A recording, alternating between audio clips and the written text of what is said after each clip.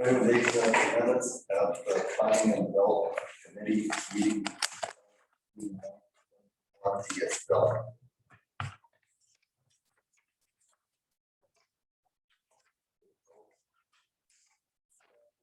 Service update, you're up, Scott. We have the current application, couples involved, we issued PLRs for 517 Main Street, which is the Paradise Hotel, and we issued a PLR for the third phase of the Hemlock subdivision. Strip those off, you can see them. Did receive a couple new ones that aren't on here just this week, but yeah, if anybody has any questions about what's on the screen right now, we can ask them where they are. Okay. So, any questions? Scott, Paradise Hotel, Cynthia's putting in an application, did you say? Yeah, she's always entitled to apply for DDP. Yeah, okay. Haven't heard from her for a while, so I just wondered what was going on. You should come back. Yeah, eventually, but I talked to her 2 weeks ago, right when we submitted PLR, and she's still looking for DDP services. All right. New business, Yarmouth Group, zoning proposal. I was expecting them to be here. Are they online? Well, today it sounded like Mr. Yarmouth was gonna. Yeah, Rob said that Shane was coming up. Joe. But yeah, I got a text from Rob this morning, and he said that Shane would be attending this meeting and the meeting in camera, and Rob is out of town, he's on business on Vancouver Island. But he said that Shane. Okay, well then let's can we swap the order here? Let's let that one sit and go to 555.4. Your motion to Since received the development permit applications or this one, I can. Yeah, so we've received a development permit application and a development variance permit application to develop these two sites into what the applicant is calling a comfort center. So it's basically a gas station with 3 restaurants and a convenience store. So here's the view as you come up the Trans-Canada before you hit the intersection, the lit intersection with the streetlights. And this would be what it would look like from the roundabout as you're exiting onto Main Street. So there are a couple drive-throughs. They've secured Burger King and KFC. Yep. And this is the site plan. So the agent is online with us today, and he can give you guys a little more details if we want to give him the ability to share his screen. Mark. I know, I don't see. And we are as well. You're on mute right now, Mark.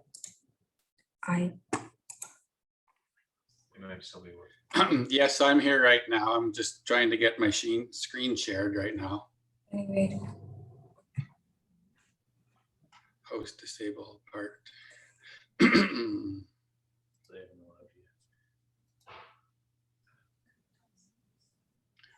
It's coming up saying that the host has disabled my screen sharing. Just a moment. I have to stop sharing. Hey,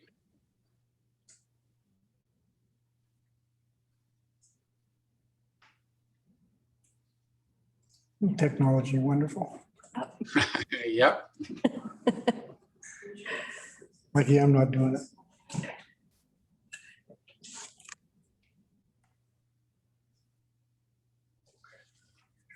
All right, we'll try now, Mark. Okay, so we want to share screen too. One. Okay. And there's bottom right share. Okay, so is that working now?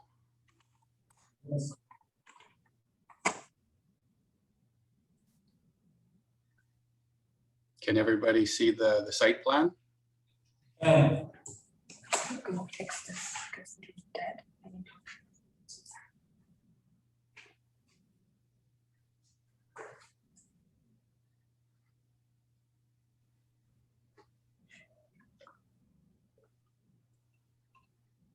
we're ready when you are.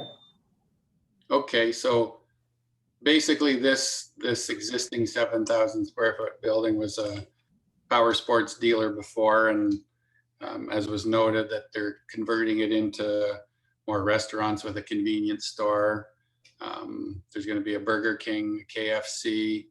I'm pretty sure the third one is going to be the Pizza Hut. And then there's going to be a convenience store with it, washrooms. There's going to be area for seating inside too. We're also looking at seating out in this area by a feature fountain. And right now we've got the drive-through. Drive-through one would come down and around here to a pickup window, and they can turn out or they can come back into the lot. Drive-through two would come on the back side here and come along the back side and up to a drive-through window in this area, and then out to anywhere. Plus you got your whole gas bar here. In the future development area up in this corner here, we're anticipating and we're working on the designs for actually a future hotel. But that's still preliminary development. We're just looking at this phase right now and getting it up and running. So that's site plan wise. So this is the inside of the floor plan right now. We've converted it up with Burger King and taking up this corner. We got washrooms for everybody. There's basically a seating food court here. And there's going to be a seating area here that they're going to go after a liquor license.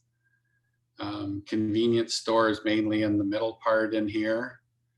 The Pizza Hut would end up with what we're calling roaster barn there area, and it would also double as for where people are coming in to pay for gas or any convenience store sales. And the KFC is basically in this area here. And then elevation wise, very similar to what they have on site, but right now the south elevation is what they originally is existing, is facing the main street, where there's a couple overhead doors in this area for the service bays. And there was a little bit more glazing in this area right now. We're going to put up and added a feature tower in here with different color panels. We're dressing up the corners with the Burger King. It's a Nisha panel. It's a wood looking one. And then the whole north side here was just basically two tones of metal siding here. We're going to add windows, the main door and some more windows. And we're going to do a couple more feature towers of just a different color information. And then landscape wise, we were able to get our landscape architect to actually get up something, and they just finished it last night.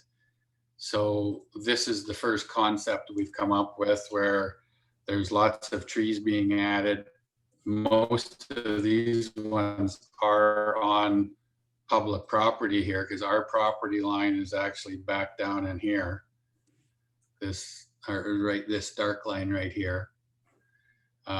We're adding more trees in here. This is going to be the feature fountain with lots of trees around more, and there's going to be lots of shrubs put all in between the green areas around here and around the drive-through. And the last one I had right now was a quick little fly around here that you can give a concept of it. We just threw in Husky for right now. We're not sure if it's going to be Husky or Esco, but I'll just show you what our quick little first fly around looks like here.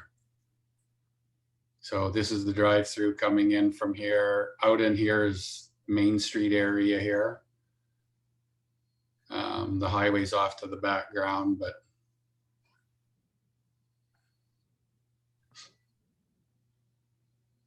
we're just trying to give you a little bit more of a visualization of what the end result would be. The variance that we're looking for on here is basically the garbage enclosures, but we're going to be looking, because I think it's the last enclosure here is a little bit too close to a setback line of being off the property line.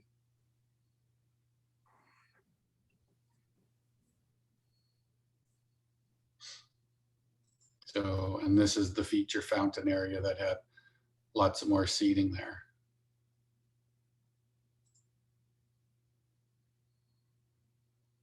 Mark, is that empty space there behind the barricades? Is that the future hotel site? That would be the area for future hotel. Okay, And what we're anticipating or what we're looking at there right now is that area will have all parking on the main level here, and the hotel is mainly going to be raised up. So the only thing that's going to be on the main floor area of that is probably the entryway, reception, and all the rest is going to be lifted up from second floor up. So we will get a number of more stalls, as you saw in a previous plan or on the plans that were shared initially on this, but that's something in the future right now. So do I need to stop sharing this now, or is that good? Or Anybody want to see anything else that Mark's shown us? Oh, that looks good. Yeah, I think they're good, Mark. okay. So I guess from the owner's perspective, I know this is the preliminary meeting, but he's always going to ask me is what they think a timing is going to be to get some development permit approval to start proceeding forward more.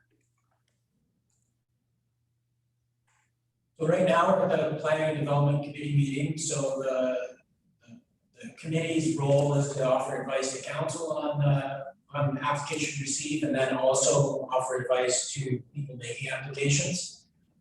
So this is kind of an opportunity right now for this committee to offer some advice to yourself and the owner. The next step right now, we send it out for referrals. So we'll wait to hear back on those referrals. We'll probably give it a month. I think those referrals have been sent out already, so we're already starting that process. Council would ultimately make the decision to issue the permit or not. We're probably looking at the end of August, the second meeting in August, maybe September, just depending on how the referrals come back. Okay. So for sure, we're probably looking, could be 4 to 6 weeks away before you have an official development permit approval or rejection or something by then. Correct. Okay. When do you hope to be in the ground, Mark? Like, when do you hope to start construction? The owner has finally taken possession of the building from the previous owner. They're anticipating that, you know, it's going to be supported by council. They'd honestly like to get into that building and start renovating inside, you know, the inside portion as quick as possible here. If there's any way that could be done, because there's windows to add, there's lots of gutting to do and set up for the three partners where everything's inside right now. I don't know if you have separate permits for that, but I can talk with Sarah about something if we could start some interior work rather than waiting 6 weeks right now. And we're probably 3-4 weeks away from having almost a full set of our engineering plans and drawings done to put in for the building permit portion. So you're 3 or 4 weeks anyway, so. Yeah. Us is only 2 weeks away from that possibly. Yeah, so it's not much longer if you're 4 to 5 weeks, somewhere around there. So it's going to be pretty close on timing. So. Oh, does anyone in the planning committee have a thought? Like, as far as highways and access, like, it seems quite tight off the roundabout to be coming in on that, on the entrance side, so there any issues or anything that has to be addressed there with highways, or it just seems like it's tight access? I thought the driveway that is existing is the access. Yeah. But it's for drive-throughs, and that sort of, or you go ahead. Yeah, just quick, Mark, have you had any preliminary conversations with highways? Are you thinking on maybe having a right in and a right out? Not sure, just because you don't want to plug that traffic circle up if somebody's trying to turn in with a delivery of a, fuel tank or a fuel truck or something, and he can't turn in because somebody has trying to turn out. So I just wondered if you had any preliminary conversations with highways, because it only has one access. Is that correct? It only has one access right now, and right now we have looked at it and we've taken a Super B tanker and brought them around the circle here and in. Like, we've got an existing almost 50-foot wide access, and we've brought them around, looping around the building this way and the opposite way, so that they can for the fuel deliveries. Those deliveries are usually once every week, depending on the amount of fuel they're going through and how much storage they got. But that's one thing we will proceed to talk with highways on it. But yeah, I can see your point is if the fuel truck's trying to come in here and you got a few people coming out, and it could start to jam things up. The only other spot that you can actually see something is a right in, right out coming off the highway. And I don't think they would want to grant that out in this area, but. Okay. I guess we wait to hear from highways, but yeah, no, interesting. Looks good. Hey, Mark, you guys have a traffic engineer involved, yes? Not right now, no.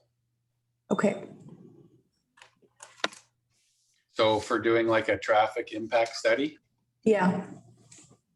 okay, we can get one on board pretty quick there. That can be a requirement, sir. We have to do a traffic impact study. Not necessarily. It really depends on what Modi's comments are back on the referral, and then we connect them. Okay, so if we had a right in, right out only, they could go to Paradise and out that way if they're going back out, Yeah, I see what you're saying. as opposed to, I don't think it's a good idea to make a left up. Mhm. So, I mean, I can see a left in, but I don't see a left out. We'll see what our public works department, our engineering can help us with as well. Yeah, I think that's, looks really good, Mark. I think the only thing is that the traffic volume on Main Street in the summertime is pretty intense. So you could be trying to pull out of that store there for a while, trying to get into the traffic circle, and you won't be able to do it. And then especially if you have one truck going in and one truck going out, big truck, it would kind of plug up the traffic circle. But your study or your highways will, probably help us through that one. But Yeah, and these guys have been involved in the gas in this industry for a while here, so it's they know they can schedule nighttime deliveries for fuel too, and different times so that it's not at a busy time. So it's something we'll look at. We'll first of all talk with the MOT and see what the recommendations are and get that information to you, and then from there we can see if you guys really need a TIA on it. One other question, Mark, by the looking of the parking arrangement, are you trying to encourage or discourage, other than the fuel delivery truck, semis going in and out of there and parking again? We aren't gonna have fueling for any semis here. Okay, so, and do you plan on allowing them on the property? No. Okay, so the biggest issue I see is that they're gonna end up parked on Main Street because they don't care. That's the bottom line. They park on the Trans Canada Highway, they block your sight lines, they park across the Yeah, I've seen them park. I've been in the area lots in the last 20 years and yeah, they park everywhere. We were trying to see if we could have a couple of diesel islands up in this area here and one last year, but by the time we got the flow and got them to come around and then where do they park? Because they're going to stop and come in the building. It just didn't seem worth it. So that's what we're looking at is they technically could make it into the site and one or two might be able to park, but and make it off. I don't know if we can, you put up signage, but you really can't stop anybody from doing whatever they decide they want to do. So. Well, we actually have a weight restriction in a zoning bylaw. Okay. So if they were an empty truck, I think it was, don't hold me to it, but it's like 15 or 16,000 kgs. Okay. If they have a load, they're not allowed to go out of that traffic circle into Main Street unless the maintenance. Okay. Scott or staff, could you please look that up forward? And we'll need to enforce that.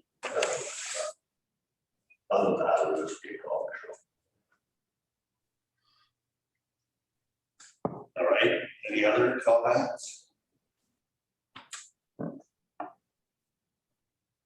Okay. Thank you, Mark. Look forward to seeing your next pictures. Look at this. Wasn't available. We can show that. So if there's no other comments, then we'll move on back to the beginning of our agenda. Right? Thank you, Mark. Thank you, Mark. We'll be in touch with you. Okay. Thanks a lot. We'll wait to hear. Thanks. All right. I have a concern here, Mike. This thing is, I can't see anything. All I get is the agenda side, but when I want to look at the pictures, I can look at it when I looked at it yesterday and this morning. But now all I'm getting is a little box that goes across the street. So it's somebody here that makes this thing.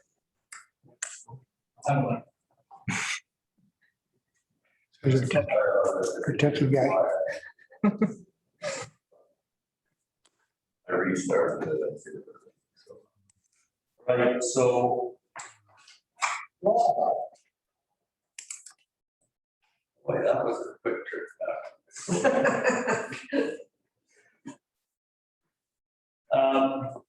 Well, you're up. I'm up. Well, because you were at the beginning of the agenda, we just swapped it around. So now you're not A, you're B. Now I'm gonna backtrack a little bit.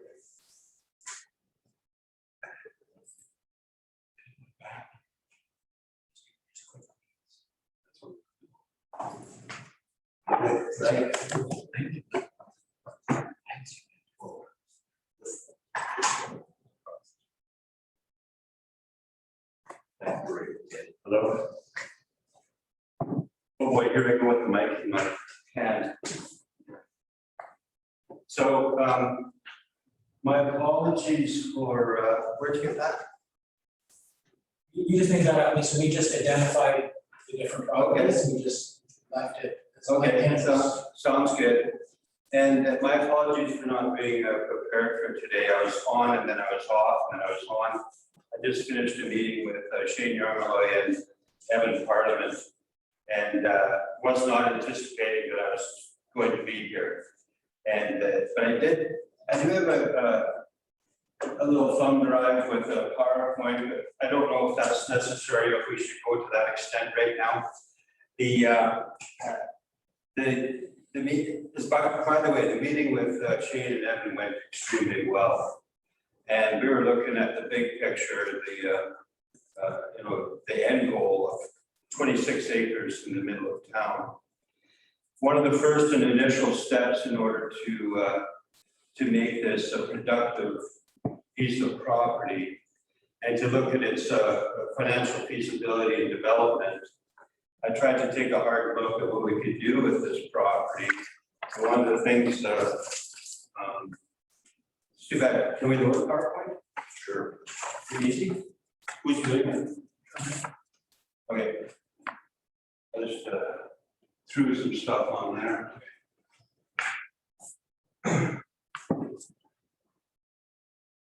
One of the things when you look at a piece of land like this, and I can actually get a PDF copy and a handout to everybody here. Brian and Deb and Terry and Gord and Jeff already have a copy, but I can get caught up with everyone else. One of the things that I noticed right away when the zoning was coming into play, the official community plan called this that whole 26 acres, a commercial development zone, a highway commercial zone. And with Shane, I was trying to take a look at maximizing the feasibility of commercial on that property. The challenge was that the lots or whatever the district of St. Louis inherited from the regional district was problematic. Traffic flow, even pedestrian flow, goes basically east-west. You've got Main Street, you've got Finlayson, you got the highway. And then you've got these linear lots that are basically north-south. We have lots that are, Shane has control of lots that are 100 feet of highway frontage, that are 800 feet deep, that have absolutely no access from the highway. In order to get to the highway commercial zoning, you have to drive through town past 3 other zoning areas and access off Finlayson. In order for us to leverage any type of discussion with the Ministry of Transport to come up with a frontage road or an access or anything indifferent from this meeting, we need to establish the fact that these properties are not highway properties. The back end of these properties is the highway. The front of these lots are Finlayson Street. And the zone that's proposed or being proposed is problematic for development on Finlayson Street. And then, there we go. Thank you. So, taking a look at what all us consultants do, Mark Holland actually weighed in on this one a little bit. You can see where the traffic flow coming up from Paradise, coming up from Shuswap Ave, coming in from Gill, potentially in from Silver Sands. And you can see where the linear flow is across the green of the sites. Now, in a typical larger community or one that has some infrastructure, that's the other problem too, is drawing the infrastructure that's in place for this.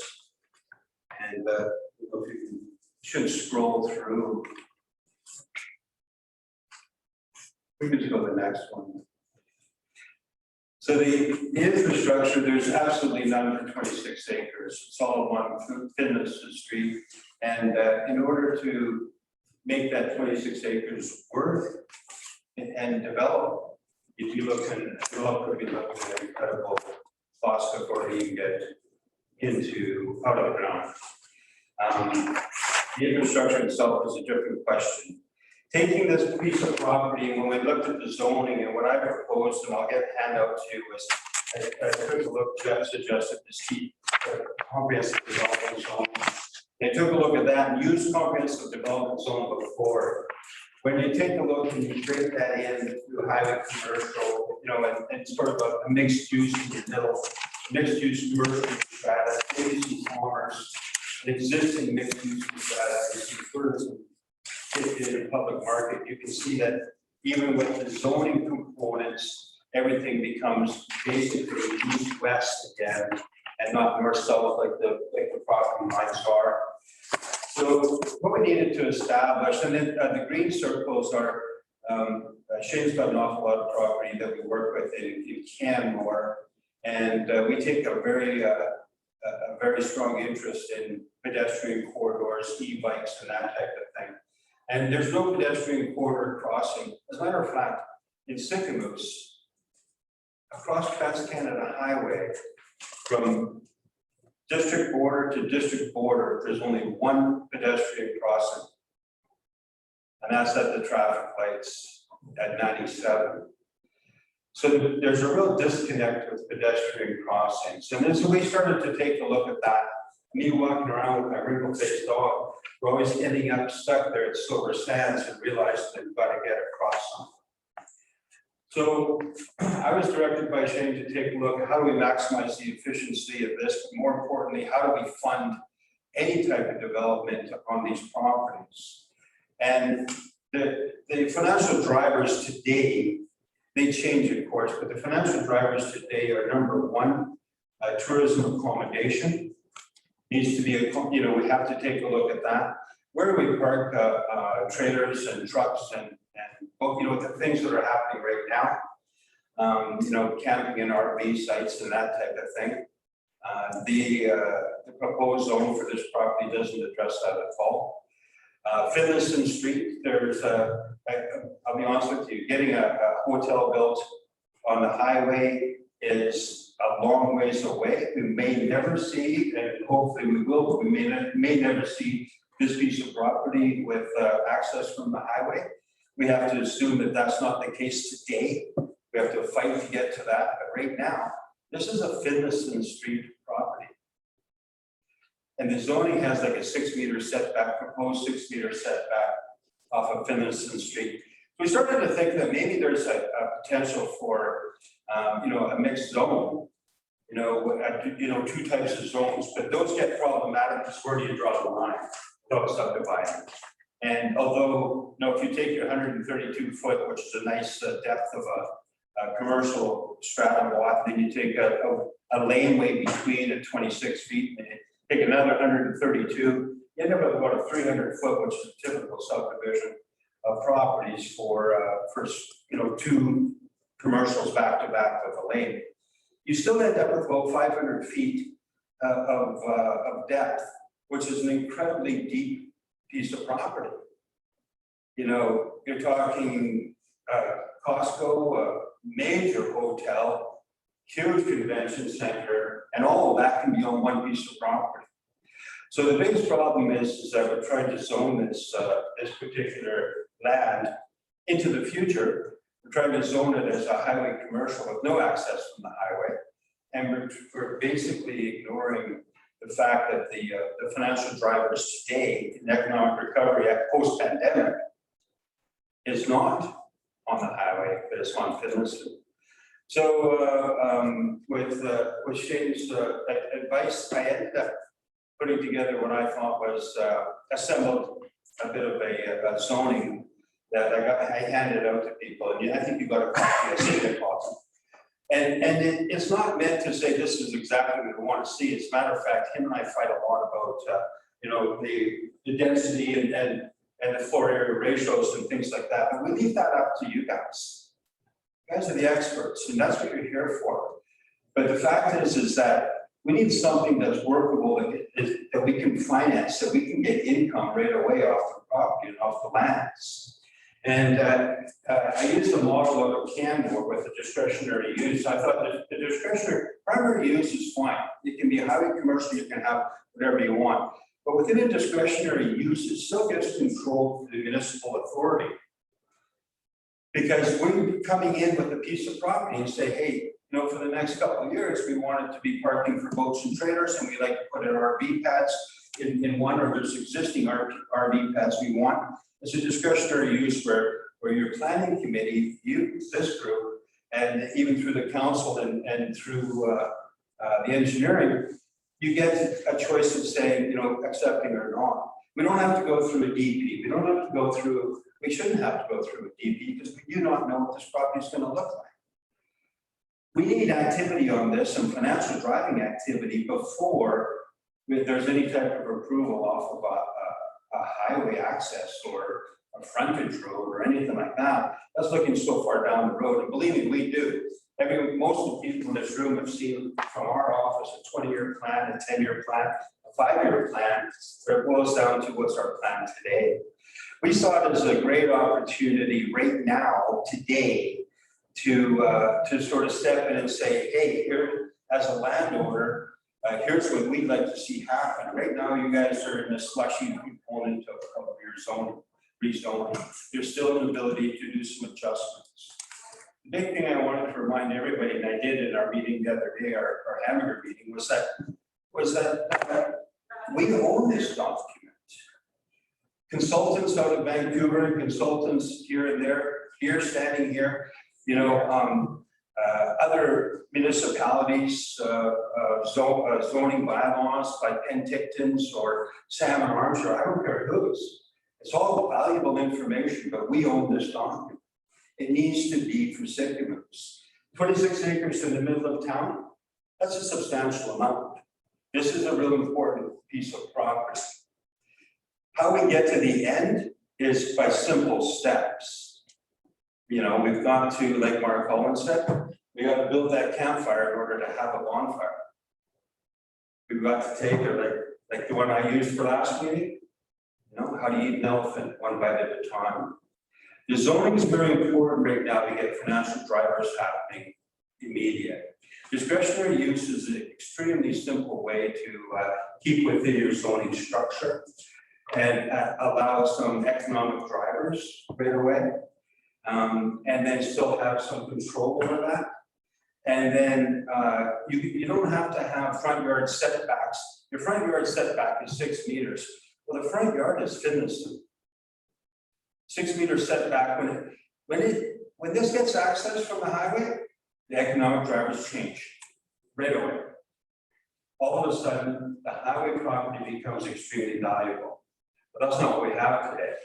So all we're suggesting to you, what we want to put in front of you, and what will get distributed, is to take a hard look at that zoning and maybe take some of our wisdom and advice, and maybe structure this so that we can look at potentially throwing some RVs in there and throwing some parking, but more importantly, we can put a mixed use CRU and strata residence, a 2-story building on Finlayson, without having to go through DPs and without having to subdivide properties, and without having to look at strong infrastructure, without having to look at accessing the backside of properties in a subdivision off of Finlayson, when eventually it's going to be off the highway. It's usually more polished than that because I'm more prepared. I just got in from Tofino last night at midnight, so my apologies for not having handouts and stuff. And not having the PowerPoint more refined. I usually have Terry jumping up with a stop the buck here sign too. But all get to see that eventually. Are there any questions or comments that I can field? Yes, Jeff. On Finlayson frontage, you're suggesting a 2 meter setback. I think Main Street has a 0. This is just for staff and asking you. But I'm just going to suggest that, you know, I watched them in Walnuts on our Street, 7 or 8 years ago, take away all the parking on Main Street and widen out the sidewalk so that they could rent for people that had the 0 setback for a little patio thing. So, you know, if you're having a commercial front up there, it's just a question. Like, but that'll be what will happen most likely. It's an excellent comment because that, and I actually, you know, templated that off the CAMOR, like all of us good consultants do. I templated it right off, and the 0 to 2 was used on Bow Valley Trail, which had a very, very wide pathway and public corridor attached. One of the things that Shane's pointed out a couple of times, and again this morning, is that he doesn't want the 0 to 2, and that there should be utility right away so we can potentially bury the power lines there. And I think Shane, you were thinking like what, a 3 meter or 3.5? 3.5 or 3.3 to 3.5 meter setback. So that's one of the things that we can adjust. The floor area ratio was the other one too. I put in I think I put in a 0.5 as a minimum, but if you've got this monstrous lot, you know, that's eventually going to be subdivided to 0.5 doesn't make any sense. And I think I went to 2.5, which works extremely well on mixed use. You can end up with a 3-story. But you know, we could even go more densified than that in a component of it. But you're right, Jeff. The 0 to 2 was something that I threw in there, and I didn't edit, but Shane was all over that. We need to look at a utility right away on there. We also like to see, you know, that no parking corridor along there as well. But we didn't look at streetscape. And when you and I were talking, Steffi, you had several of, for Main Street, you had like 3 or 4 or 5, 6 choices, and that's the kind of thing we need to look at for Finlayson as well. The thing about Finlayson that's really exciting for everybody is that it's a blank canvas. I mean, really, you get down, once you get past Gill, you've got some solid, well, you know, you've got some definite strong renovation there. But really, you got bare lands except for the church, and then you end up with Wandy's recycling, which is going to change and get repurposed as well. So it's a blank canvas for you know, a good 1,500 feet. Yeah, but that's a good point. There, and the other one, that's the details we need to crunch, and that's where, you know, we're going to be looking at you guys going, you know, what's our goal there? The goal of Finlayson is to have a architectural streetscape that isn't, you know, parking in front, that's parking, force the parking behind the building. So, my comment with that is that we are now just currently doing show and tell on our zoning bylaws. Can we add something in there for this particular area? So we'll draft it up here. Absolutely. Okay. It's blank canvas and yeah. Really good. What's that? It's a blank canvas, so yeah, we can work on that for sure. Okay. So why don't you edit in your comments about what you just said? Couple, 3 things we're talking about. Possibly get into Yeah, we can do that. These guys are way smarter than me, Jeff. They can figure it out. that. Okay. Well, they might go with 0 too. Okay. Yeah. No, definitely we can work something through. And the goal is more for, like what you're planning it is to do for that, for the future of Finlayson. The highway's a different component, and we'll deal with that. But first, we got to get access to it. And that's, everyone in this room knows, that's a big challenge, to get access to off of the highway. It's not impossible, and we're getting there, we're heading that direction. And we've got Evan and Shane now, you know, putting their heads together collectively to get that done, which is a big step. They didn't even hit each other. Yeah. Set them across the table, of course. Yeah, so for the zoning, that's the, I think that area there, if we can look at something that's a little bit creative. I don't want it to be a mixed use because then that forces a subdivision in a DP. Just want to be able to consider it as Finlayson the front yard and then the backyards against the highway. And then that helps us with our argument with highways. So, you know, we've got a strip there of about 8 acres, or, you know, 6 to 8 acres that we can develop and 20 that we can't access until we get access from the highway. And that's a strong argument for us moving forward collectively. Yeah. No, yeah, Scott, we can, we can work on those little, the detailed stuff, like I say. You know what we're after. Yeah. Okay. Any other questions? No, Sounds good. thanks, Rob.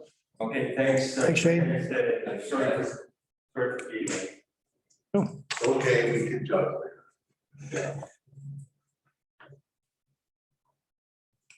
Well, thanks, Shane.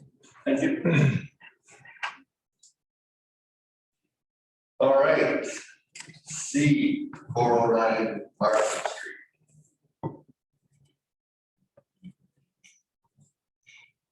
Let's back up for half a second. So is it possible to do this into the current zoning that we're reviewing? That'll be good for sure.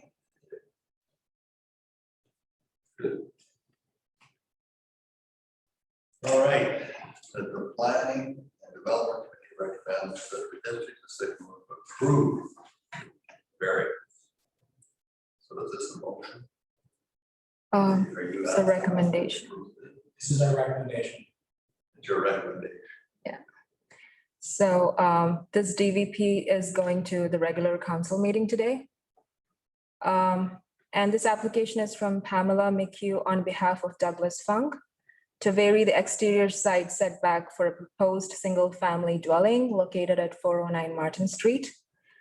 The property is zoned as R1 and 2, and it's designated as residential medium density under the OCP. It is currently undeveloped and is mapped within the floodplain.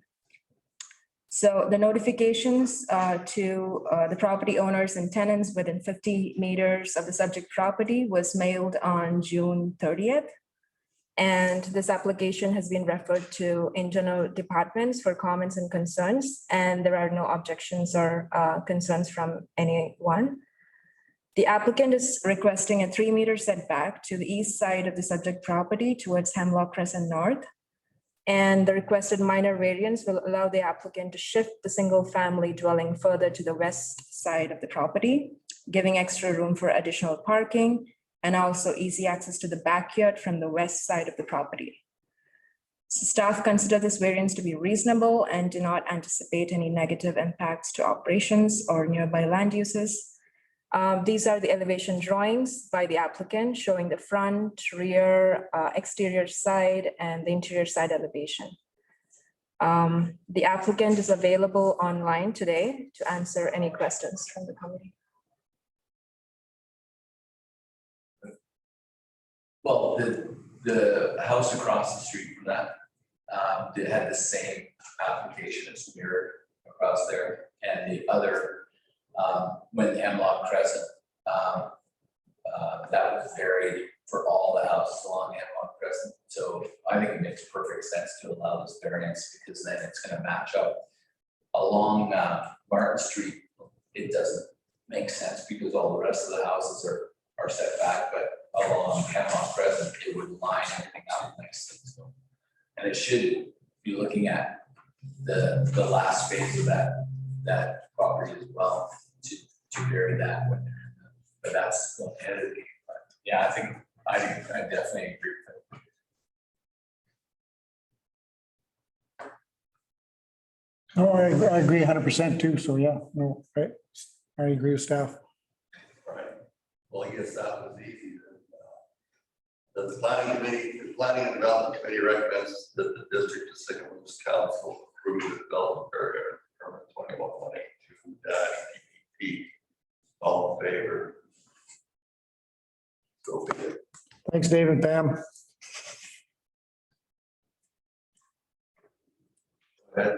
Yeah, Jeff, so when it comes to the meeting tonight, it's under development permit applications area.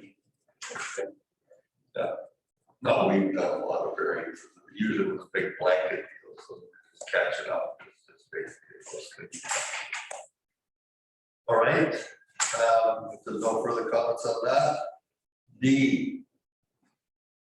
38-1383 Silver. So I'd just like to go back to who prepared the map for this previous thing, because they've got it over at Old Town Bay. Somewhere near Brian Lavery's property, they got a star state, that's where the property is. Funny little map.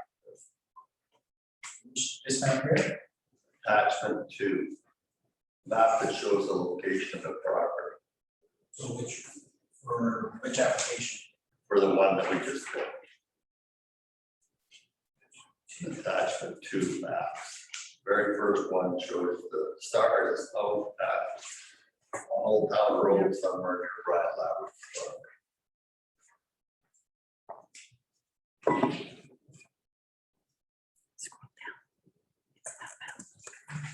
Oh, yeah. Yeah, you're right. I think the idea is, To show you something we weren't looking at. Kind of confusing to me. I didn't. it was a trick. Trying to see if you're I just bypass it all and go. I mean, I don't want to. No, this has to be here. No worries. They're completely confused to go Martin Street move. Well, you were very confused? I was. Yeah. Okay. Anyway, we figured it out. That. 38-1383 Silver South Road. So So the district received a development variance permit application from Doug Delaney for the subject property located at lot 381383 Silver Sands Road to vary the height of an accessory building. The property is zoned as RSVP 1 and the OCP land use designation is residential waterfront medium density. The applicant is proposing an accessory building of size 22 feet by 42 feet with a height of 19 feet 6 inches to the peak of the roof, around 6 meters. The maximum permitted height for an accessory building under this zone is 5 meter, and the applicant is requesting a variance from 5 meter to 6 meter. The applicant has attached site plan, plans and elevations of the proposed structure, as well as the sheet of paper that are signed by the neighbors who are in support of the application. So the notification letters have been mailed out today to the property owners and tenants within 50 meters of the subject property. And the application was referred to the internal departments for comments and concerns as well. The applicant is available today online to answer any of the questions. Go ahead, Gordon. You know, we drove around this morning, actually, Deb and Brian and I, and, you know, it's within the strata, and if the strata didn't want it, they would probably oppose it. And, I mean, it kind of fits in with everybody else over there, so I have no, we all discussed it and have no objections. I'm just gonna make a comment. Sorry, I was not on background for it, but isn't this Silver Sand strata supposed to be making a decision whether they're still part-time or full-time residents, and putting in an application because their taxation and their a bunch of other things are all hinging on this full-time, part-time, and it seems like everybody out there is renovating and adding and becoming full-time residents. So has there been any movement on that stuff? Right now, it's written that people aren't supposed to live there full-time. That's right. Their utilities are based on people not living there full-time. However, they are allowed to rent places out all year round. So there could be someone in a unit all year round, although it's not supposed to be someone living there full-time. We don't police it, and you do get a break on the utilities for it. And I would say some of the people I've met out there, I'd say the Strata Council, I think I've met 3 of them. They all live there essentially full-time now. Especially this year, they couldn't get outside for winter, so they stay here full-time. Probably looking at the new zoning bylaw, we're just trying to say people that live there full-time in recreational vehicles, if that's what they choose to do, they can rent them out once a year, if that's what they choose to do. And then we'll follow up with utilities and see if we can have that adjusted as well to reflect the fact that people are there full-time. As far as additions to units, it's more complicated. With an RV or a park model vehicle meets a CSA standard for a vehicle. As soon as you add a deck, so if you put, what's it called, Brian, a ledger board? Yeah. As soon as you put the ledger board on there, the CSA standard is wiped out, right? So as soon as you have a deck, people are putting cover wall structures connected to them. I mean, this one would be more of a barn type structure where you park the unit in and nothing's touching. So it maintains that RV standard, CSA standard. So yeah, we're in an area where some people have gone on, essentially put a stick frame addition onto an RV unit. We probably won't be issuing any building permits for that right now. That could change, but in this particular case, yeah, someone, they probably want to protect their unit from the snow. They want to build this structure over top, keep it there full time. I don't know if they're going to live in it year round or if they're going to rent it out or what. They are online if you want to ask those questions. But essentially, this is a height variance. I think there are similar structures in the strata now. However, it's probably divided in the strata, whether they're supported or not by members of the strata. So let's go back to the idea that full-time and part-time residents. Can the district just say, oh, force them to make a decision? They're either all full-time or they're all part-time? So we can make a decision for them. Yes. The strata, typically stratas need 75% consent to change any rules, so I don't know what is in there in the strata. But we could force them, or we could work with them to come up with something between. Well, we argued about this 2 years ago.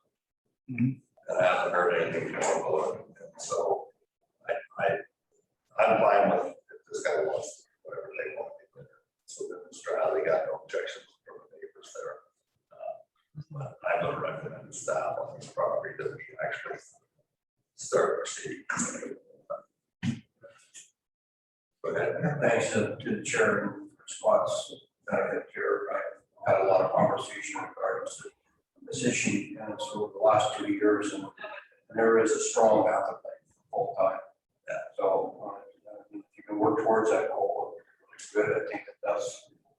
The appetite, I think more and more of those people that bought that property originally, it was kind of a summer home, but now they're moving to think it was full-time, so work towards that direction. So does anybody on the committee have a comment? Well, and also too, there's two RV resorts over there. This one here, this resort is moving more full-time, where the other one, I think their bylaw says you can't live there in the winter Their time. services are. Yeah, so just to keep you posted.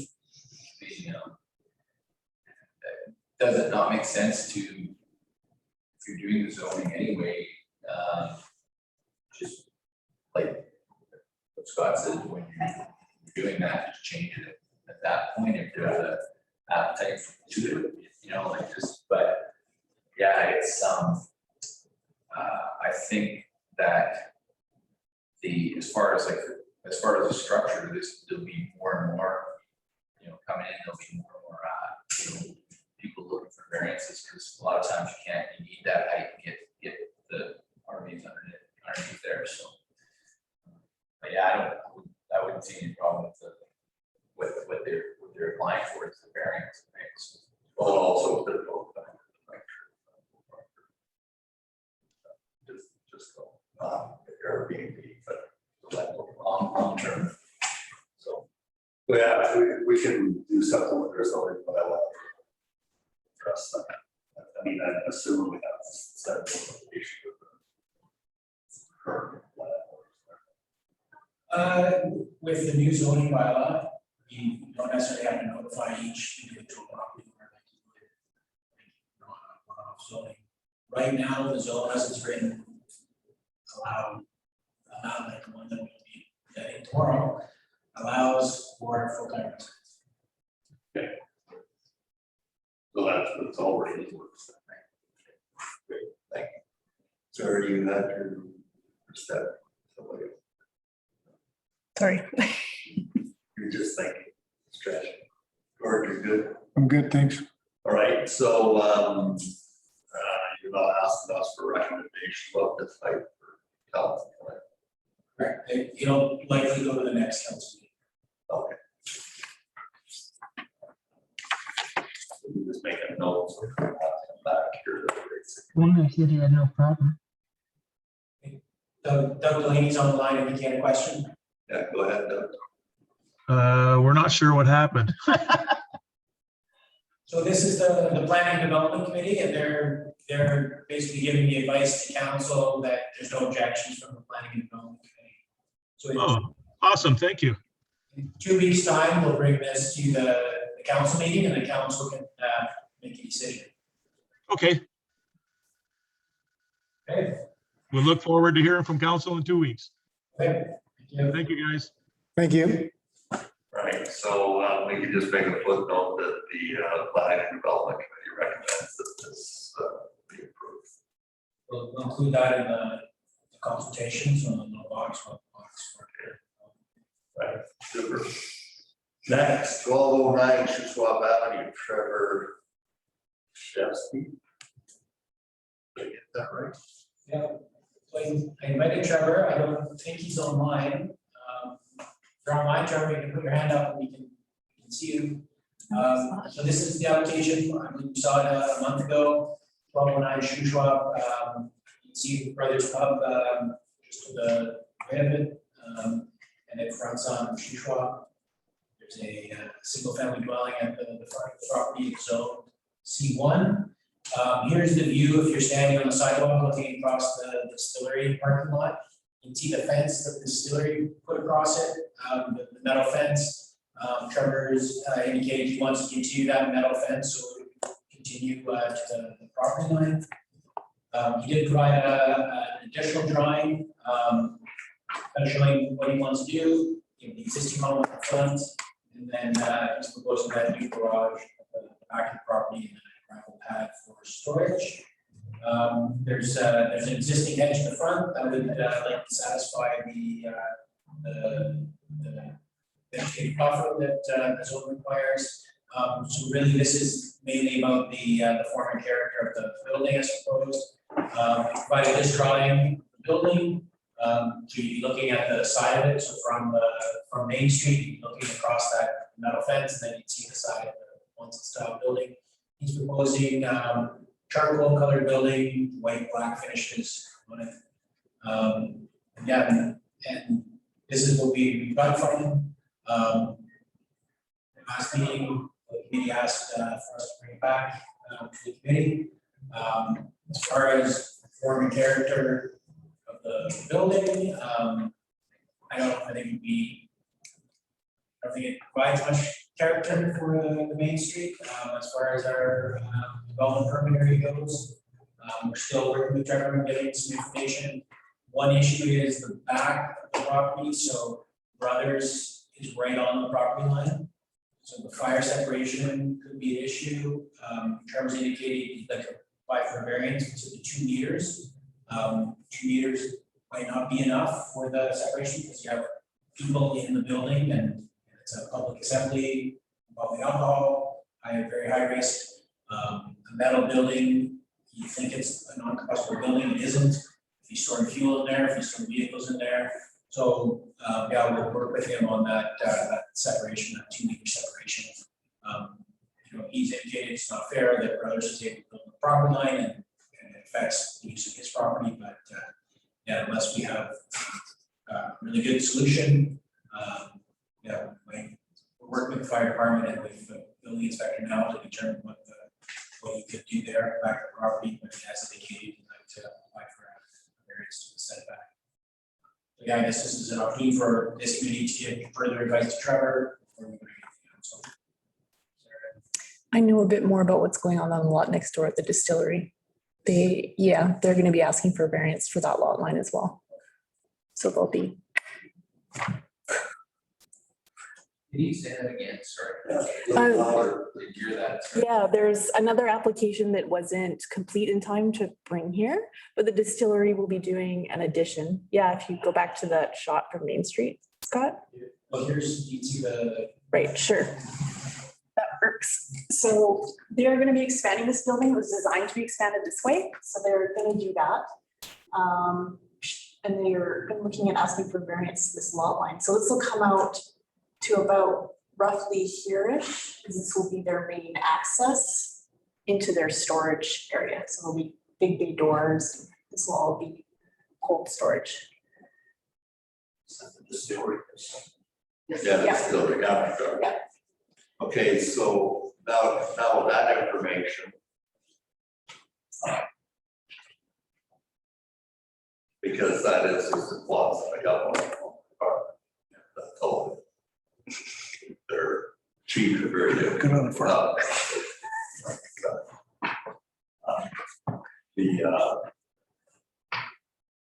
I would like to see exactly what the after dark is going to be, when they hide that plots, so that it's not a visual sight line from Main Street. I think it'll partially be hiding it.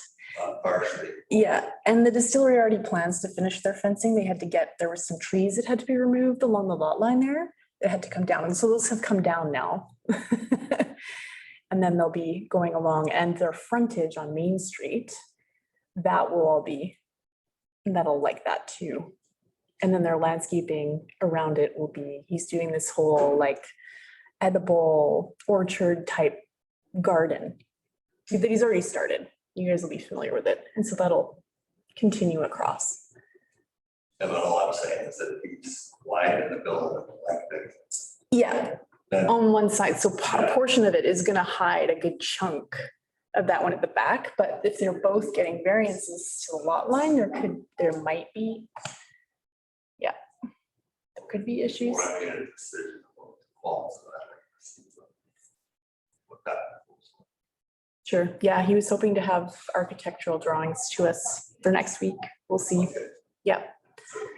Yeah, so I had that same thought because we've got other issues on Main Street where you've got gaps and we see the ugly stuff in the backyard behind. So I agree, but my bigger issue is the frontage on Shoe Schwab and what that's gonna look like. Because, he's talking about taking the trees down last time and how expensive it was. Scott's mentioning the hedge, it's kind of unkempt. He's leaving. The hedge satisfies the requirement, so he's indicating he's gonna leave the hedge. I think there's a big willow is likely needs to come down. Yeah. So he is working towards getting it down. Yeah, he did mention that, but then, like he said, the hedge will hide the house a bit, but the house, when we're talking about the form and character of downtown, it's. I really don't think we can do anything about that. When he's building a separate building, I don't think that's in our. That's not part of the development permit possibilities. No, I would say it's part of the development permit possibilities. Yeah, you're looking at the property as a whole. Yeah, Okay. But I totally agree. The front that on the Shoe Schwab side of it there, the front of that house and how the business looks, because the business starts at where that property line. And so, to give us a picture of Quonset, I think the picture should be what's the front of that property gonna look like? What's the driveway gonna look like? Why, how everything's gonna look? Because it's in the town center development area, and it's a very important place. And there's no sense in taking, you've got the After Dark Distillery is doing all this work, and they're putting in for these signs that he's been doing a lot of landscaping, and then right beside him, you can just have a hedge that's totally out of control in the front, and I don't think it's good enough. It's not. I don't think it's good enough, and I think it's going to be, I'm not a counselor. You asked for my advice on this committee. I think my advice is that this is a slippery slope, and if you just allow somebody not to do anything, maybe this business should be somewhere else. Maybe it should be in the industrial park, and so you don't have to. Yes, he owns his property here, but that's my take. Take it or leave it. that's the opinion. Mr. Brian Anderson, Gordon, your opinion? Yeah, I just, we had a good look at it today again and drove around both sides of the property to the back, and I understand the setback with Brothers. I mean, just because they have a zero setback or whatever they have, he should have been here 20 years ago when they built, and he could have had the same thing if he would have beat them to the punch. But now that building's there, it's public. So, yeah, we got to work with the guy, but is that just a picture he's showing us, or maybe he's bought a used building from some auto wreckers and that's going there. So we don't really know what's going there. It's, if he's saying I'm building a new building and this is what it's going to look like, and this is my builder, but if it's, built by hand and it's, going to take them 2 or 3 weeks or 2 or 3 years to put up, and we don't know how long it's kind of pretty vague, my opinion. I understand it is a building that's a used building that will be dismantled and reassembled. Okay, I was just guessing. Good guess. All right, I would recommend that we see what is planned for the After Dark also agreed that it is a business and he wants to put a building in there, that the DP were allowed to say that the space that has to be created. I would leave that with that, come back with what their suggestions are. Okay.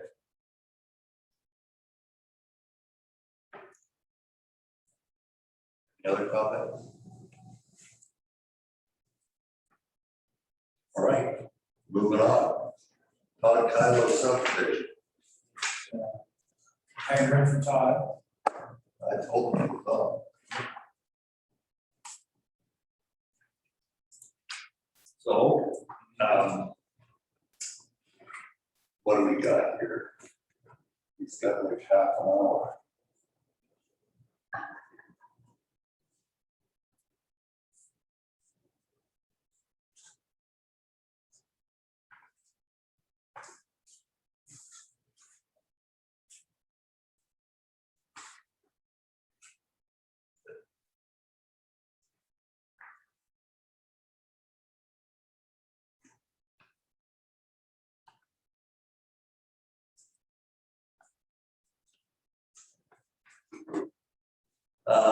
We'll skip him in case he decides to show up. Or forward. He can zoom in, right?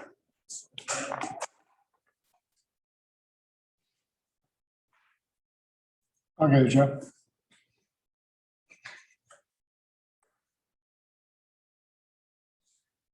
Okay, Saponi Road closure process. This looks complicated. I think we have one other, we did update the agenda today, so you might have missed that update. Awesome, or I'll have to try. Okay, sorry. I thought that was part of the, but I missed. The Planning Development Committee recommends that the district council approves the development permit 21236 DEP. Also, I'd just like to make a comment, because one of the meetings we had with Garmoy group the other day, they pointed out that every time there's a change to our zoning map, I print a new one and you put date on it, today's date. So everybody goes, well, how come they approved that zoning map? Is there a way that we can indicate that that zoning map that everybody's looking at has not changed, it's still 1993? Yeah, I updated how that document's named. So every time it's been getting uploaded, the name of the document has been changing, and it should say, and I've updated it, that it's the consolidated version, right? And so that's what it says now. Have a look and see if you're happy with that. So the date on there is the consolidation date, and we usually use, I'd have to ask Jen what we're supposed to use, but I usually use the date that the bylaw was adopted, that amended it. Yeah, so, and that's what's going on now, is that it's showing the date. Yeah. And then it shows that in the box, it doesn't show that it's still the 1993 zoning. Yeah, so the name should be zoning bylaw 101, 1993, in brackets, consolidated with the date. Okay. So, No, that just clears it up, because everybody thinks that we can change it for all the public consultation. yeah, That's not clarified, and I told you that, but then I got after that a few more phone calls, so that's great. It just clears it up and stops my phone from ringing. All right, so 541 Thompson Court.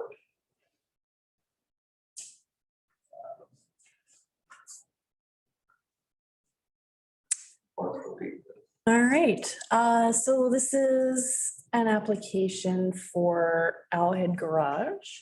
They're wanting to develop a motorcycle shop on the site here. This is up on Thompson Place off of, I guess, is it Old Town Road at that point? Anyway, so here's a view kind of looking down from the corner from Thompson Place in towards Thompson Court. So you can see the parking area there. The main entrance is just under the overhang. The whole back area is for future development. So they're asking for a variance so that the letdowns that access that back area can be gravel instead of paved. So, and then the other variance they need is for the fence along the front lot line so that it can remain 2.4 meters, which is a pretty standard height for security fencing, within 6 meters of the lot line there. So that section is where the paved letdown is and the trees are, just along that stretch. So those are the two variances.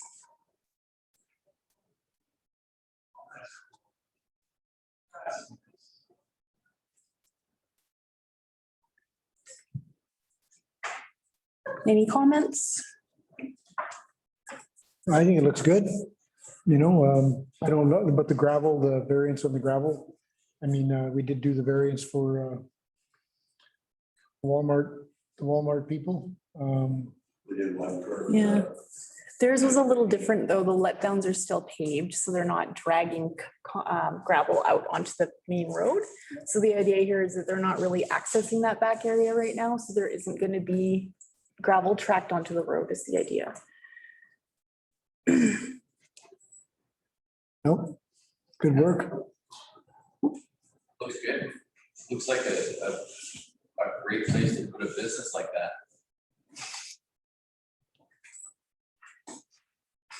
Right, so the agent is online if there's any comments for Herb, the agent. Oh, All good? it's in the industrial part. Yeah. It's where it's supposed to be. It looks like he's gonna build a building. So when do you start?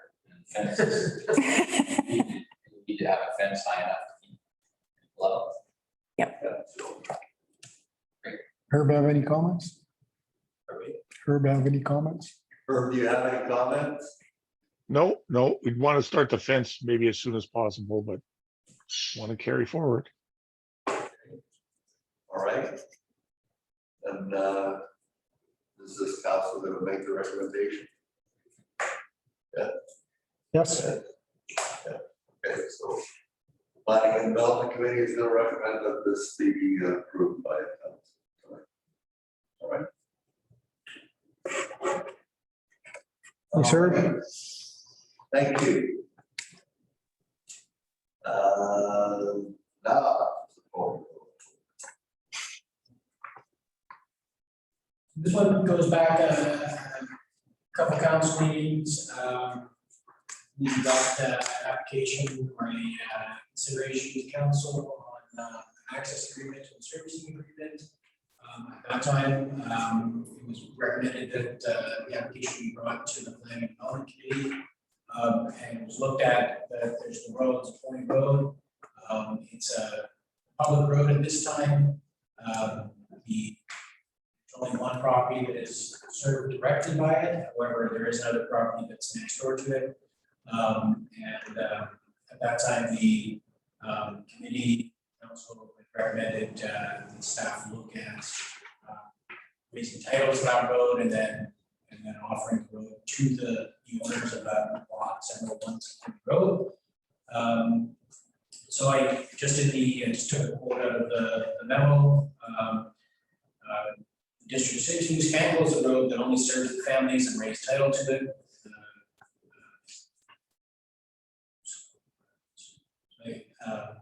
This is some of the advice we got. The District 6 can close the road that only serves the families and raise title to it.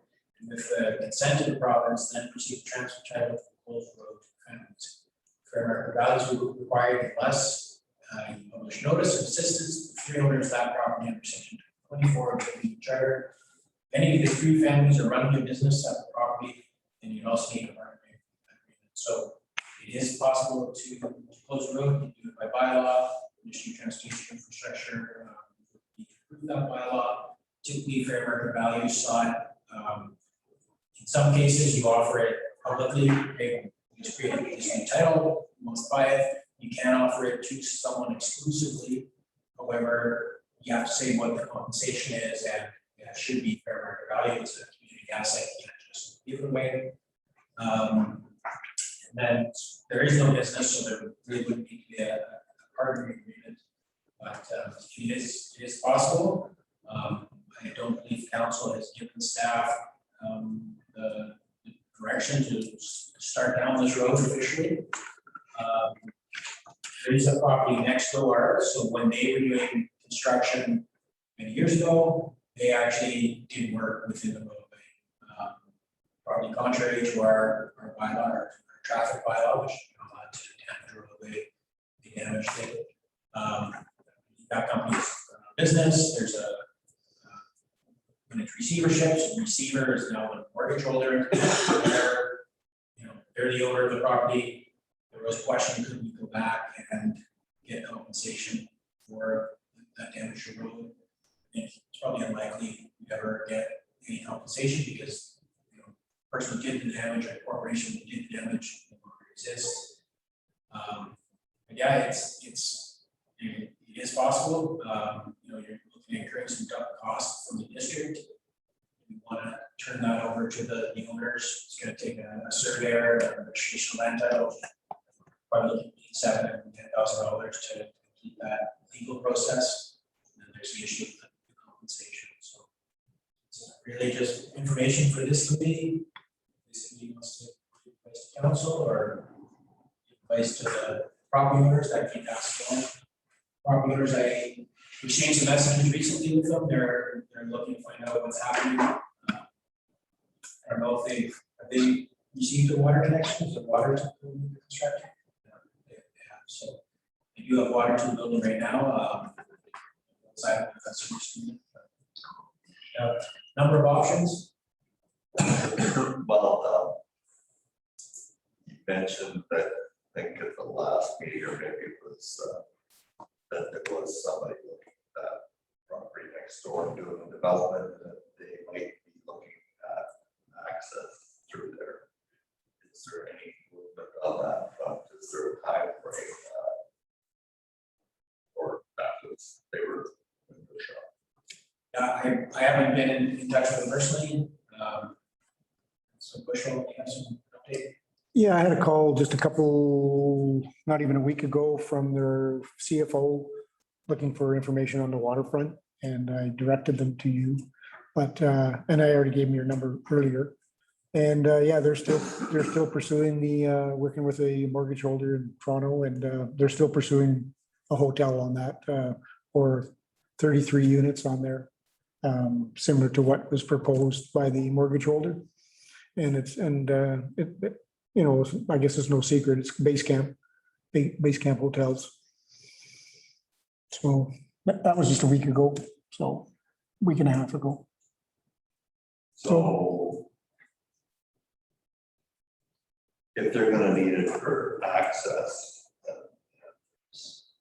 something that the district has in place, it's road or access.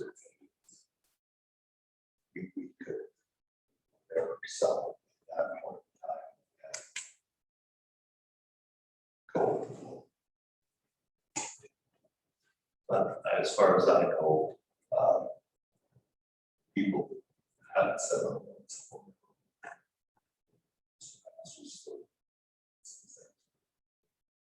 property, it's the 3 owners, so it's got to be shown. I don't have information, I got a question. It's just, with Scott saying that it would be unlikely that we could get compensation from the mortgage holder or whatever.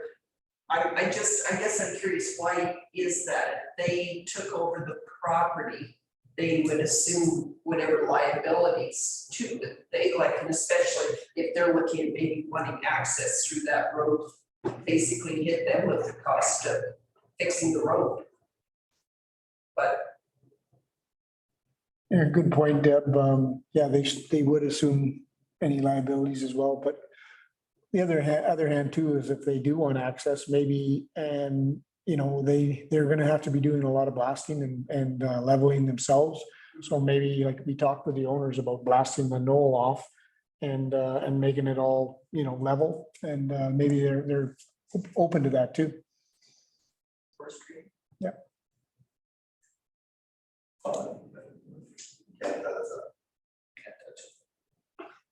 Okay, so this was just an update of information.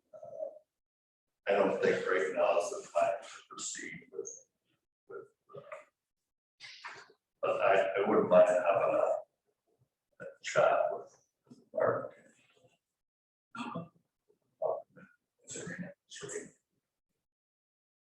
Either in here or next meeting or this one. See what their intent are, because they were coming in with a couple of options for what they thought they might be able to do on that property. They have issues with the property itself.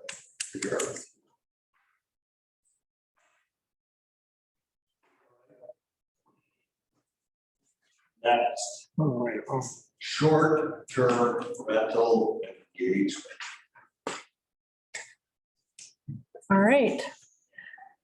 So a little update for you guys. So June 30th, we held an open house here in council chambers. And that continued on July 2nd. July 1st, we were closed. So we went around the beach park, advertising, letting people know. It was a good week to do it because everybody was coming in to pay their taxes, which were due that week. It was a deadline for that. So we did pretty well. And then last week, we held an online session last week, Thursday, over Zoom. And we talked to a decent segment of people in Sicamous. So we had one hotelier, we had one person who manages rentals locally, short-term rentals. We had another person that owns a fair number of homes that they rent out as short-term rentals. We also had someone who has been a seasonal member of the community for like a decade, who just bought a home, and they're going to be using it as their seasonal home. And while they're there in the summer, they're planning on doing a short-term rental in a separate space from them. So it was a good conversation. And we had some good feedback. We were getting a lot of bites with the online survey, which is really good to see. We have well over 100 submissions so far. Overwhelmingly, the people who are contributing are property owners that have short-term rentals in their neighborhood.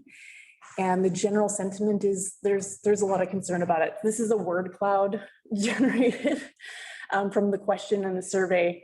Are there any areas where short-term rentals should not be permitted? And a lot of people are saying residential areas. They need to be preserved for families and protected for families. So yeah, so that survey right now is open until the end of the month.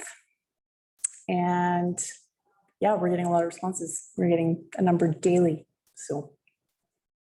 So I'm assuming that the large letters are the ones with the largest response. Yeah, yes. Yeah. Pretty much what we did here. Yeah.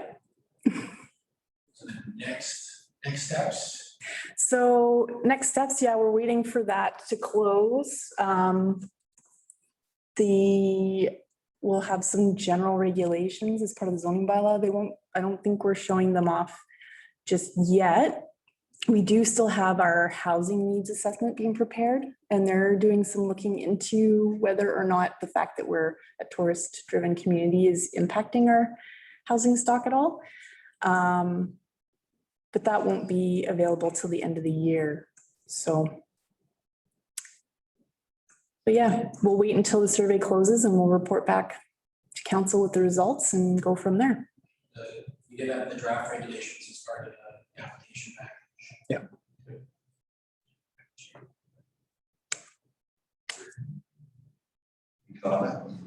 Yeah, I just wanted to thank the staff for going out on the weekends and getting all that information. And I wish I could have attended the in-house one, but we ended up with a meeting over at another piece of property that day. And at the same time, so yeah, just wanted to thank you guys. You guys are doing a great job. And we'll wait till we hear from everybody.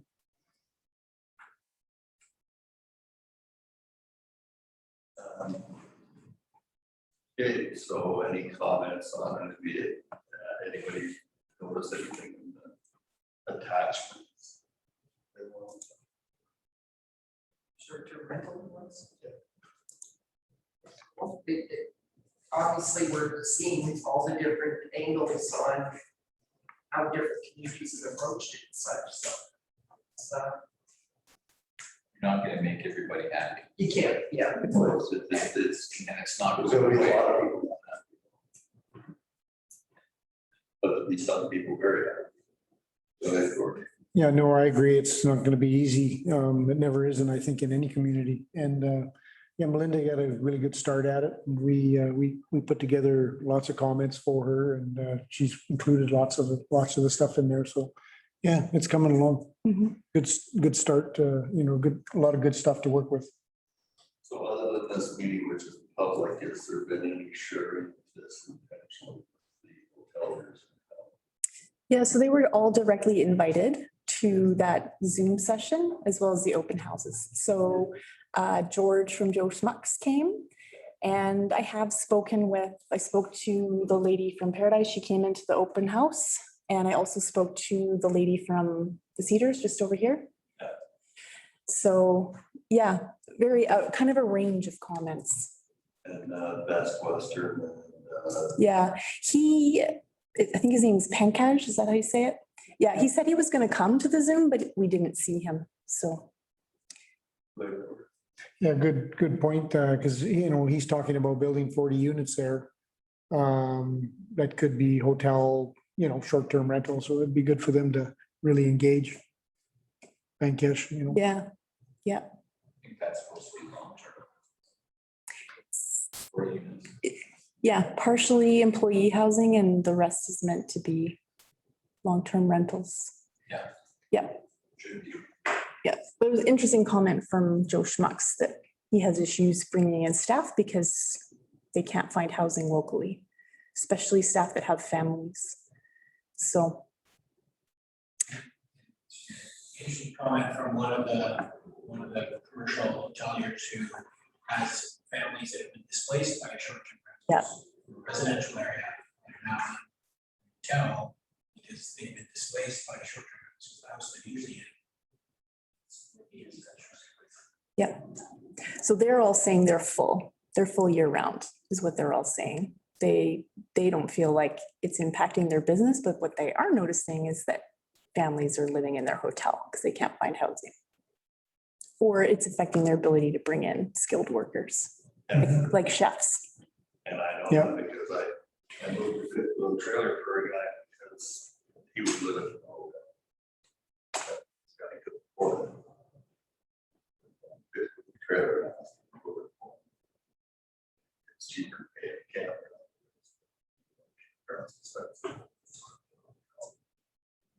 So it's a really sort of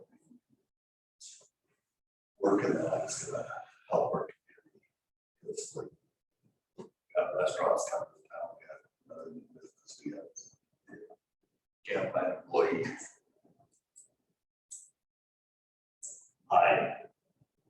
As 2 units.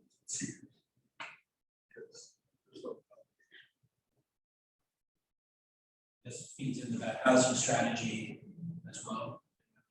Housing strategy. Yeah, so that one, we're mostly pushing the survey. That's open until September 10th. The consultant is collecting data right now to start doing some analysis. And we also have some upcoming stakeholder consultation coming up in August. So we'll be reaching out to a variety of groups, big employers, people who provide housing, those groups, as well as First Nations. So principally the public input, like we're doing an open house is through the survey. So we really need to be spreading the word and encouraging people. We're not getting as many submissions on that as we are in short-term rental, but we are getting them.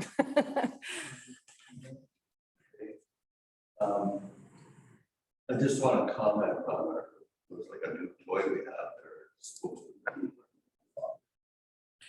been pointed at the same people. What's the camera It's time? outside of the room. I don't want any camera time. I'm just saying that it's nice if you're watching it. And the board or anybody over there speaks that it actually supposed to turn to address that. So maybe before the council, we can get because it took you. I'm okay with that. Okay. I don't want to be on camera. Is there anything else for this? Just the zoning bylaw update, there's been this cracking the whip, can be working on it. Tomorrow we have an open house, and then we have a Zoom meeting tomorrow evening as well. Where we'll have the residential zones for sure and a map to look at. Some outlines for the commercial zones, but yeah, we're getting there. I think we're still on track until we aren't, so. But yeah, I think Gordon, you'd asked for some zones. Hopefully tomorrow we'll have some for definitely for residential, and then maybe some outlines for some commercial zones. Basically, we're going through the document we were given and trying to make it trying to shorten it, and you know, we had, I think there's 3 or 4 different uses for casino, bingo hall, gaming establishment. It's like, well, how many are we gonna see? Why not come up with one definition? You've got a couple definitions for like a lot of the commercial uses, like eating establishment, bakery, coffee shop, liquor establishment, nightclub, cabaret, like there's just a whole bunch of them, and it's like you're working with that bylaw, and there's, you know, basically if you use it in one zone, it's excluded from all the other zones. So you know, you end up going back and forth. Oh, is this a nightclub cabaret or is this a neighborhood pub, right? So I think trying to just whittle those uses down so when someone comes in, you can give them some more straightforward advice. We're getting there.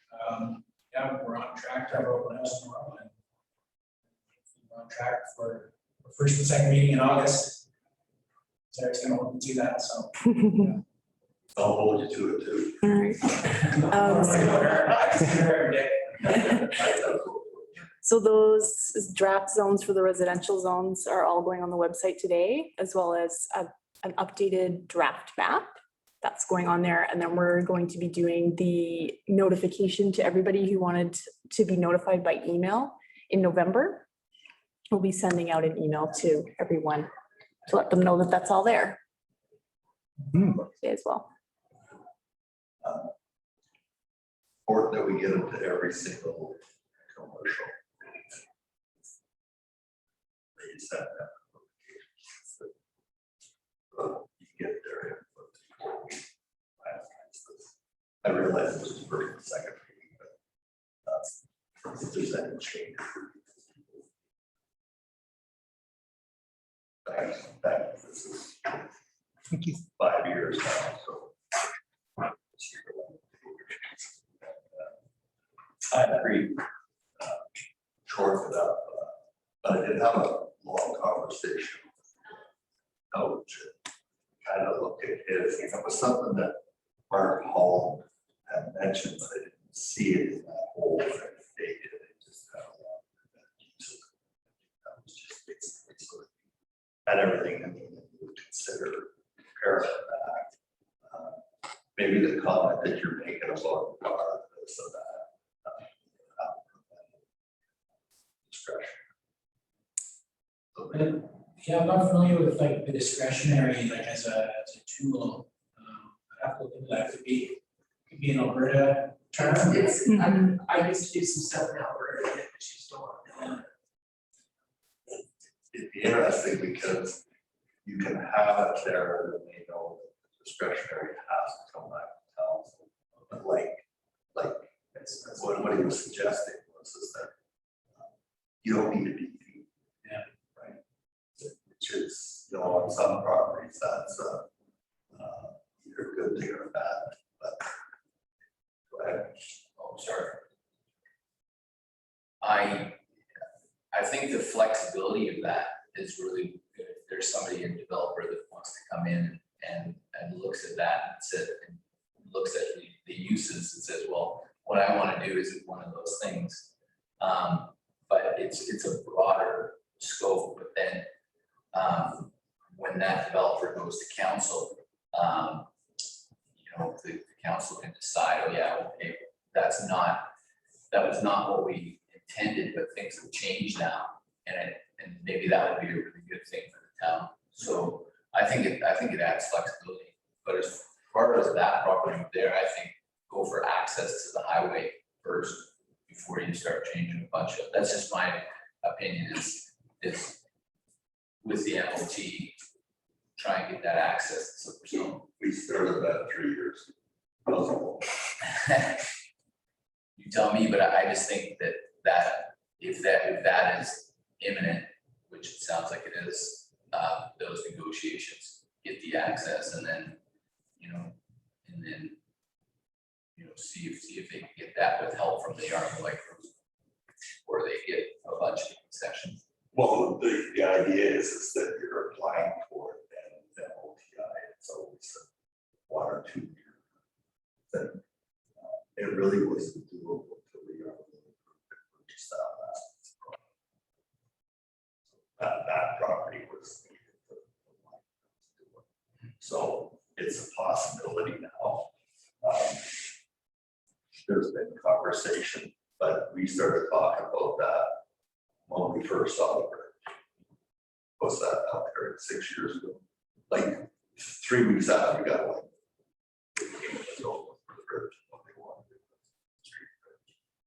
The access points we wanted. And we looked at that. And still today, We're a lot closer to the bridge than we are. but the bridge today does not include that, so that includes it. When you're in discussions with Yeah. now, so that's all I'm saying. Is get that access. True. For Brian, that's the conversation we've been having with the TI are actually going quite well. Good. Yeah, so I'm feeling pretty confident. Now we got Evan and Shane in the same room and have a conversation and comes to the application, but in the last 2 meetings that we had with MOTI, including the one that I had with Jeff, we were on the rail trail conversation and the support from the rail trail group as well. We had the best resolution to support the intersection that's over down. So I think it was actually listening. I think that the way that they changed concept on that, they've given us basically nothing until now. And I think that with all the support that we've been given, I think that we've got a shot at. Great. All right, well, having said that, my little note says it gotta be done by 2:50, so just early, if anybody can comment, we can take another 6 minutes, or we can end this. Go ahead, Gordon. I just want to say thanks to the staff again. This is a committee seems to be working really well, and I hope it is for you guys too. I don't know, it's probably maybe load you up a little bit more. But I think it's working well, and you guys are pumping out all the applications. It's amazing. Thank you. It's, Wait till we get busy. Great job. well, it's just an open door where they can ask questions. It's the right information. I think that a lot of people feel a little more comfortable with this than we're just here to listen. We offer it to everybody who comes in, if they think about something, big or small, we offer them to come here first before making applications. All right. Well, thank you very much. Thanks to staff. Thanks for the committee members. Motion to adjourn. The committee of the Planning and Development Committee from June 14th, adjourned time being 2:47. All in favor, What's the actual time? Actual time, 2:44. Yeah, 2:44. You can go to 2:47.